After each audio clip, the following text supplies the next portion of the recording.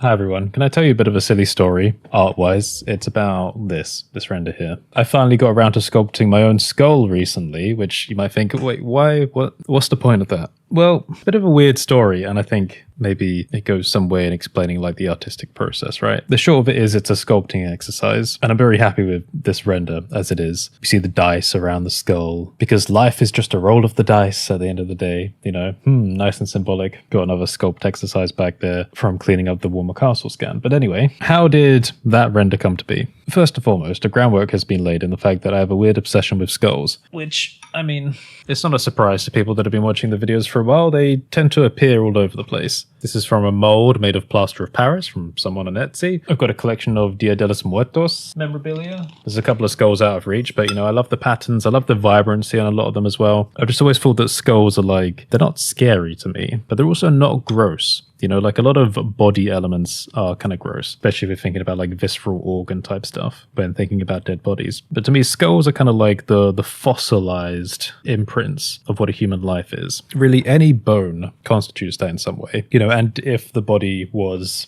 left to be compressed in the ground over millions of years, it would, you know, be filtered out by the mineral content. Not filtered out, it would be replaced by the mineral content. And you can imagine, you know, in millions of years, that's what will remain. That's what you see with dinosaurs. Although with a lot of dinosaurs, you don't get just the bone left over. You do get other content. You know, there's some brilliant fossils with scales and feathers on them.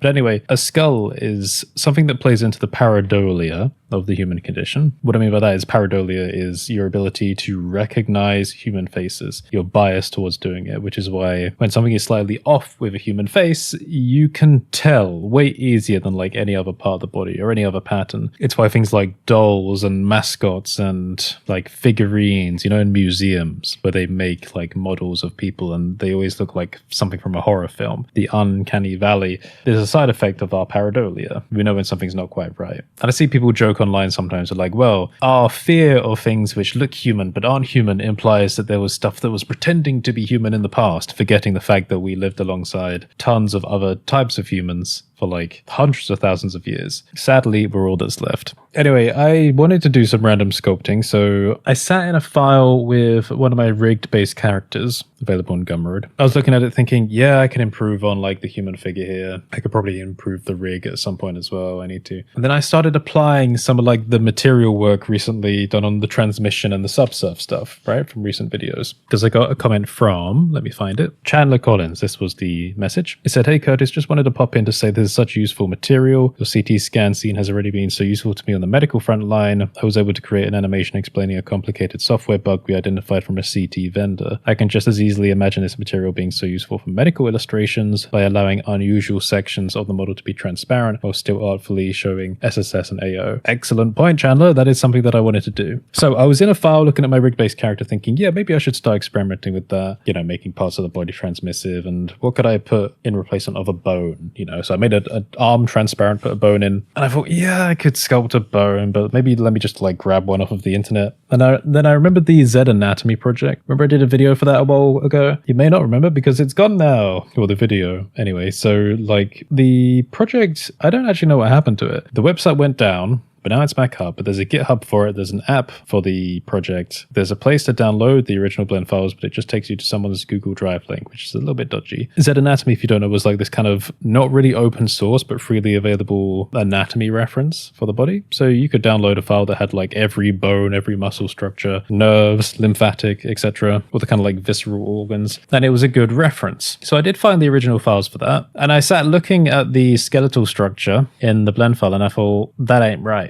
Now, it's an amazing project, you know, all for medical education, but I'm going to see if I can actually open this. All right, so I'm in a file here. On the left, we have the skull from the Z Anatomy project. Let's let it render. I'm just ignoring this new one for a while. I thought, that's cool, but it don't look right. And this crossed my mind when I first looked at the project as well. There's something kind of like infantile about it. Like the head is, I don't really want to say like fetal, but like, you know, the large eyes and these kind of buck teeth. It's something didn't quite sit right. You know, that's, I think, maybe the pareidolia coming in a little bit. However, with something like this and the way Z Anatomy did it is all the pieces, all the separate bone pieces are separate objects. So when you're modeling things separately, you need to kind of allow for space, right? And that makes sense that the proportions might be a little bit not sensible because the purpose is educational demonstration for each piece. So that made perfect sense.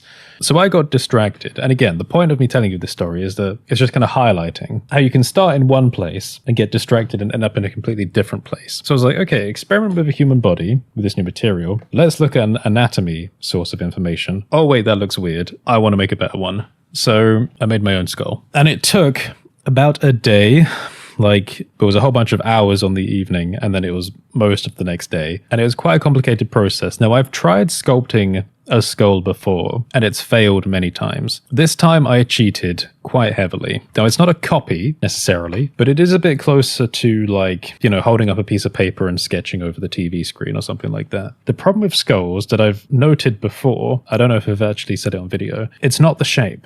You know, a lot of people will make a sphere and they'll try and knock it into place. The shape isn't the problem. Cavity is the problem. Different lineages of organisms, this is especially true for dinosaurs, evolved to have loops in their skull. Now, this is the wrong terminology because I don't actually know the right terminology. What I mean by loops are holes in between more manifold areas, right? Now, the problem with sculpting from a sphere down into something like a skull is that you're just knocking an already manifold thing with no cavity in it into shape. And that's why you can never get a perfect skull object. Also, skulls are hollow objects. So not only do you have to consider that there are cavities, you have to consider that the things that are making those cavity spaces are hollow. So that's why it's like an impossible thing to sculpt just by knocking it into place. So what I did was I traced over the top of the Z anatomy one, effectively the equivalent, a little bit of retopology where the major bone pieces were, particularly with respect to the cavity spaces. Now, this is going to look weird. I'll probably need to go into solid view for this. Now, I didn't keep all of the pieces because I also thought about how when you find like skulls out in the open in terms of like archaeology and stuff, there's always holes in them. There's always like this kind of dehiscence thing that happens where the bone breaks away. And I thought it would look cooler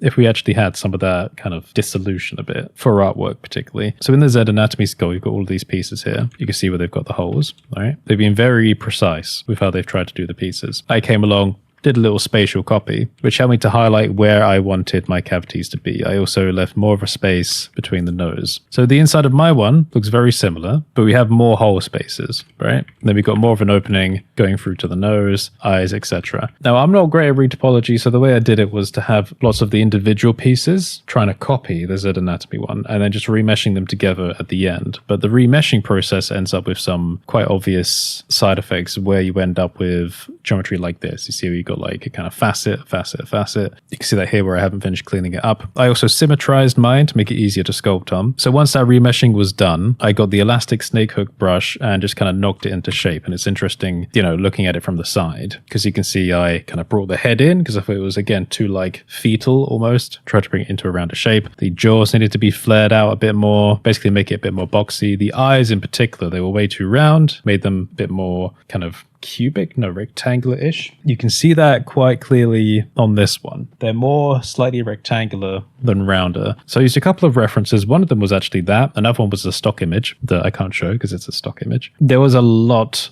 of cleanup to do as well because the remeshing process was just awful. So particularly where there was a lot of overlapping, there was a lot of cleanup that needed to be done, like manually. But in that process of cleanup, I decided to leave some holes because I think they look good, particularly with the eyes here. You see here? So again, about this kind of deconstruction of like things wearing away at the bone. So yeah, I did not sculpt it from scratch. I copied Z Anatomy's homework. Oh yeah, the teeth as well. They were so like kind of buck tooth sticking out. So I flattened those, tried to kind of connect them to the bone, you know, like the kind of curvature in there. Again, it's not that it's bad. It's good. And it looks really cool here, especially with my physical presence material available in my Blender startup file. But sometimes as a creative, something just gnaws on you. I know I've got friends like this because I know a friend of mine, Mel, who works for Fern, the YouTube channel. She got quite annoyed when looking at the logo of a company once. And she was like, I'm so annoyed by this logo. I'm going to make them a new one. So she redesigned their logo for them. And then they took it. They accepted it. Sometimes you just look at something and you think, I just have to have a go at that. Again, if you do that, do it respectfully, right? Again, hopefully this is respectful. Z Anatomy is a great project. Anything to do with education in terms of like, you know, biology and science, I'm all for. So this one serves like a teaching purpose. This one serves more of an artistic purpose,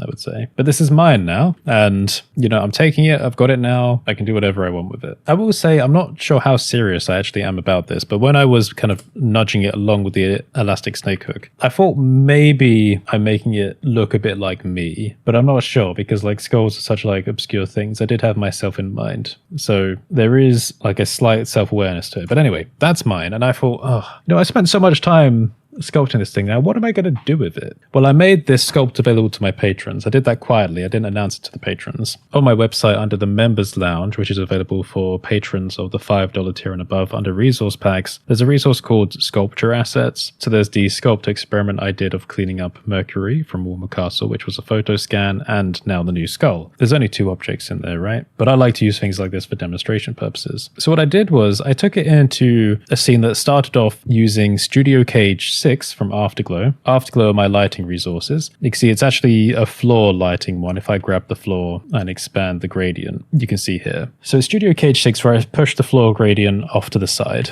These assets, by the way, are from the unfinished container elements pack that I was working on. I was kind of going back and forth on how realistic I want to make that pack. It's, it's one of those ones that's in a hibernation phase at the moment. You may remember from a previous video doing like a museum style thing, I said I was interested in the idea of doing display cases, like as an update for the Afterglow project, which I haven't finished yet. I mean, Afterglow is ready. It's available. A bunch of you have it already.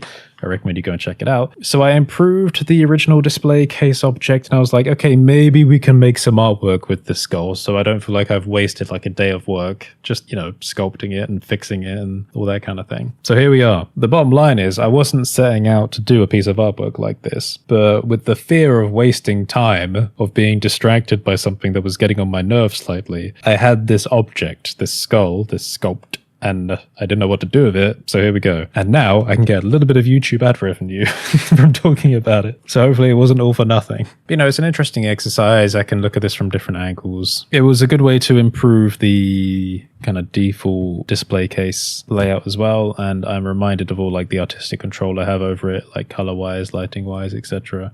There's a lot you can do, and I'm very happy with that. Red works quite well. I showed it to my friend Donna. We decided that making the skull more metallic kind of felt better. She gave me the idea for doing like a Wolverine fan art. I said, yeah, that would be cool for the community, but a bit too random for me. But I will make this file available to my patrons on the $5 tier. Obviously there are elements from Afterglow in this, but that'll all be stripped down. It'll be available for educational purposes. And is there a moral to this? Because the video is getting on. Well, I've learned something interesting this year. Obviously I've been doing the changes to my Patreon system this year, where my Patreon wage dictates how many hours I can spend every month working on free things, and we're in a bit of an overtime at the moment, so you're still paying to catch up. One of the things I've done as a test is to provide little micro grants to other creators in my space to see if I can get them to make things for my patrons, and they have done that, and it's taken me a while to get those things cleaned up and available. But one thing I noticed was in calls with other creators, if I got one creator to work on a problem for me, and if they were streaming working on that problem with other creators present in the call, then sometimes those creators would want to pitch in. So you get like 2 for the price of 1. Yay!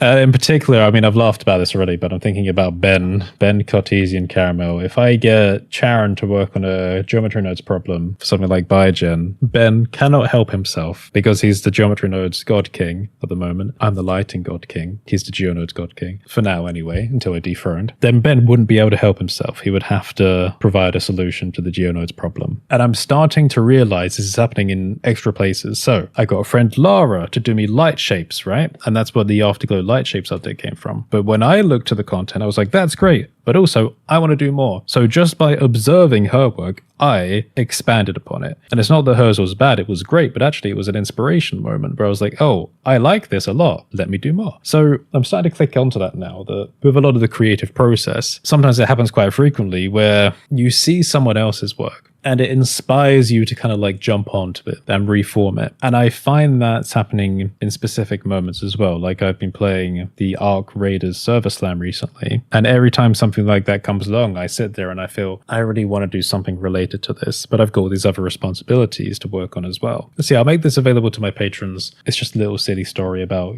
creativity and getting distracted and all that. And I'm sure it's something that a lot of people can resonate with. I bet you most of you out there have been inspired by something or distracted by something something when you know you had something else to work on. I've had university assignments to work on, and this is what I was doing, but I'm still ahead of time for those anyway, so it's fine. If you made it to the end of this video, put some kind of skull emoji in the comments. I hope YouTube's alright with that to show me you made it this far. Sign up to the Patreon, check out my products. When I say check out my products, I recommend you do. By the way, the material on the skull, my physical definition material in my startup file, this scene, the lighting from Afterglow, both of these sculpt objects available on the Patreon now. You know, a lot of the stuff I use for these videos is available in different places. Anyway, have a great day, and I will see you next time.